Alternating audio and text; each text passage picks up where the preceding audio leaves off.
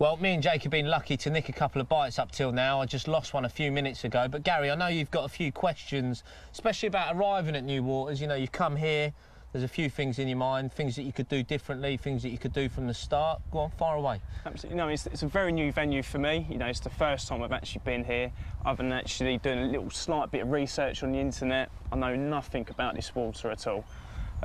So, you know, I've turned up. You know, what sort of things would you look for to pick your swim on arriving on a new venue? Yeah, well, I'll try to make it a little bit different, because when you're filming, you're obviously committed to where you fish a little bit more, you know. There's 4 of us here, so you're sort of stuck in an area. Now, if it was just you fishing, okay, and you're arriving at the lake, the first thing I would do is look at the area, look to find fish, okay? It's the obvious stuff, you know. We're in the teeth now of a nice southwesterly breeze. Anything like that brings in with it low pressure, and the carp tend to feed a bit better. So as far as the wind direction goes, you're not in a bad spot, you know. It's kicking into those reeds, so I think there's every chance that fish are going to move into the area. But having said that, the last thing I'll ever do is turn up, set my bivvy up, put my bed chair out, and then put the rods out. You know, I'd have everything on a barrow, yeah, or here's great, because you can actually drive to a fair part of the lake, so you can just leave your gear in your van or your car.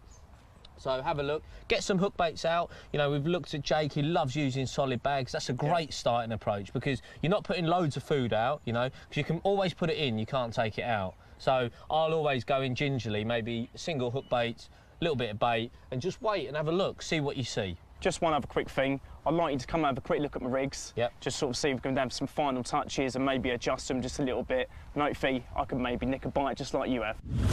Okay, a great chance now to fine-tune some rigs for Gary. I want to show him a few of the rigs that I would take anywhere on any lake and guarantee that we're going to catch. Now, firstly, let's have a look at yours, Gary. Talk me through this one. Is this what you were putting in the solid bag? This is the boilie rig, is it? That's the one, yeah. Right, okay. Now talk me through your reasoning behind why you would use such a contraption in the nicest possible sense. Like I say, it's between 6 to 7 inches long. Yeah. It's a 15-pound braid. I've stripped the coating off to keep it nice and supple. Okay. Now you'll notice the first thing I said to you away from the camera was that that's really long for a solid bag. You've got so much movement there. You imagine the lead will be there and your hook bait will end up, you know, very loose because of the length of the hook link. So it takes such a long time for the fish to hit the weight of the lead. Now, if I show you my solid bag setup, that hook link's almost half the length.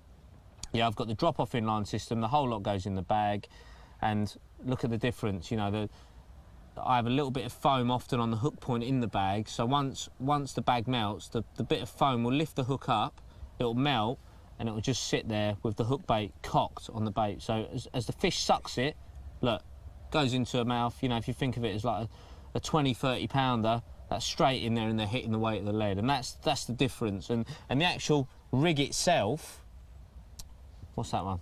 It's a KD. Yes, the KD, exactly. I mean, that is a rig I would take anywhere. Typically on a lake like this, you're guaranteed that it's going to do as well as anything as a starting point. And in a solid bag presentation, you know you can cast it anywhere and you're going to get bites. So, you know, you've learnt there, in solid bags, short on hook length. Exactly, mate, bang on. Let's move on to a single hook bait presentation. Again, if you come into a lake, you know, we're talking about what you would do, and I was saying, you know, go gingerly, sort of fish subtle, you know, and that chod rig presentation is perfect for casting anywhere, a single hook bait that you know's going to fish really easily, isn't going to be tangled, and more importantly, isn't going to be snarled up in weed. Have you sort of worked out how that works?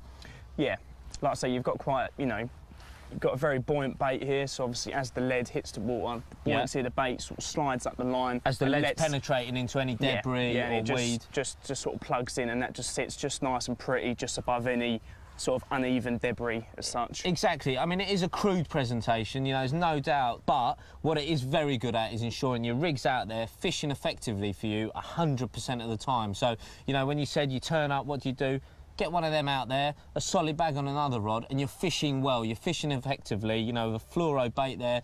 Any fish drifting over that, there's every chance for a pickup, and that is something I would recommend you use. Now, the final point I want to cover, mate, is hook sharpness, because can't believe how many people put it low down on the priority list. Now, I know you do take a bit of attention and care with your hook sharpness, don't you? Yeah, absolutely. Well, for the people at home, a sharp hook on a bad rig is much better than a blunt hook on a good rig.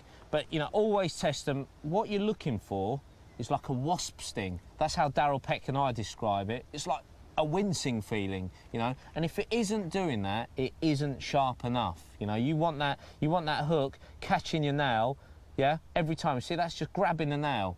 And if it's any less than that, then the chances are it's getting picked up in and out of a fish's mouth and getting put down. And if you apply that, the same as what I've shown you here to your fishing, you're going to turn up at a lake and you've got much more chance of quick success. Right then, Mr. Wilkes, it's your turn for Q&A, because obviously once this shoot's over, I'm never speaking to you again. No, only joking, mate, only joking. But on a serious note, everyone's got a few questions, a few things that peck away at their head that they'd like to know, and perfect opportunity to answer them now. So go on, fire away. One of the first ones I want to ask, with regards to baits and stuff like that, how do you know if you want to use like a sweet pineapple-y kind of sweet bait or a fish meal based, you know, like fishy bait? What makes you decide what you want to use on the day? Yeah, no worries. I mean, fish meals naturally are higher in oils, OK? So gone are the days now where you've got just fish meals. A lot of baits changed a lot, you know, a lot of baits are based on reactionary components, OK? So they're high in sort of pre-digested proteins, high in milk proteins and all that sort of palaver. So you don't get that many fish meals anymore. But if, you know, if I was just to use fish meals again, then I would use them in the warmer months. Is that the same as you, Jake? It all depends on the venue you're fishing as well, and if you're doing a campaign. Say if you're doing, I say, campaign on like a lake for a year or so and just keep the bait going in, keep it going, and just stick to one bait, and a fish meal is probably the best to go for because it's good quality. Yeah. But because it's higher in oils, isn't as good in the winter because the oils don't disperse as much, the bait doesn't break down as well, just hasn't got the same pulling power that it has in the summer. You know, everything works, the reaction of everything's accelerated in the summer months, it's all warmer, so that's where you would go to say, you know, bird food, something that's, you know, easily digestible, goes straight through them, so to speak, a bit like a curry, right? but you know, there are a lot of baits out there now that work all year round, you know, things like the Activate, the Cell, they catch 12 months of the year, you know, and that's the beauty now of baits from so many manufacturers. They'll catch 12 months of the year, so you don't have to be committed to chopping and changing. You can pick one bait and it's going to catch for you the whole year. Okay. Cool. And if you get to a venue and you're having trouble locating the fish, like the fish are not showing, I mean, when we first got here, there wasn't much showing. What would you suggest would be the best plan of action straight off the bat? Of course, that you know, away from visible carp, what are the key components to watercraft? That's what you're asking. I mean, Jake, go on. What do you look for? So, turn up at lake, you haven't seen a thing, it's dead as a door now. What are you looking for? Well, we went on the wind because we went. Well, when I come last week, I did see a couple of fish showing. It was off the back of the wind. And it was a cold easterly. Cold easterly, yeah. So when we come down, as soon as we stepped over there, it was freezing. Freezing, yeah. Come over here, it's t-shirt weather almost. Yeah. So obviously the fish are going to be off the back of that with the warmer layers of water. Yeah, you've got to remember they're cold-blooded, aren't they? We're warm-blooded, and we can almost. If it's cold to us, I can imagine a carp must be thinking, bloody, I don't want to be over there. Yeah. You know, I want to be in the lee of that wind where that sun's shining, it's warm. So you've got to.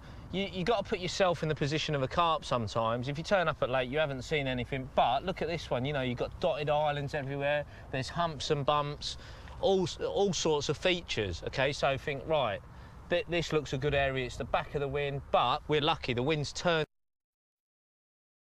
I think position-wise, on the lake, we're in a really good spot. So wherever you go, look for wind direction. Like I said to you, wind from the east, fish bite least.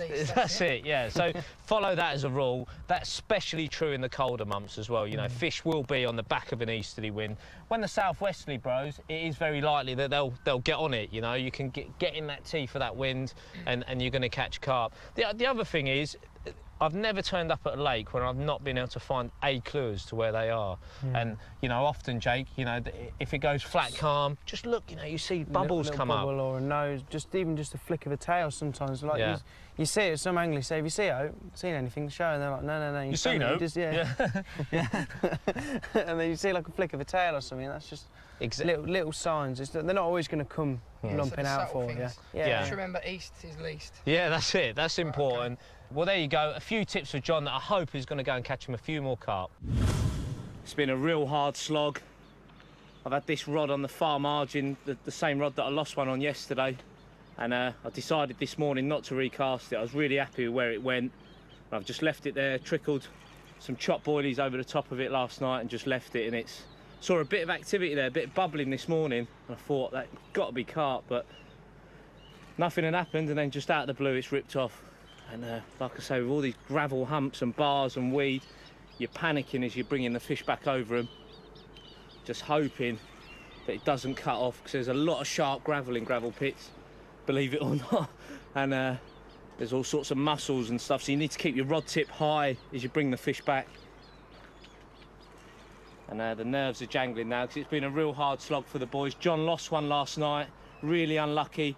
He's worked really hard, he's learned to sort of hit that spot every time. Jake's helped wonders with his fishing, and he's really, really improved, but unfortunately there's just hasn't had a fish to show for all that effort. And Gary in that corner, there just hasn't been any concentration of fish getting down here. You know, with the wind pumping, they just seem to be hanging off the edge of it a little bit. He's just been on the edges of the activity, but you know, there's still a little while to go. But we're just hoping that maybe one of them can nick a fish before we go. But if not, this would be a lovely way to end if we can catch a nice fish. It's always a team effort. We've had a brilliant time. Guys have learnt loads and loads of stuff, picked our brains, punished us up, as we like to say. And I'm going to get Gary in again to do the honours with a net.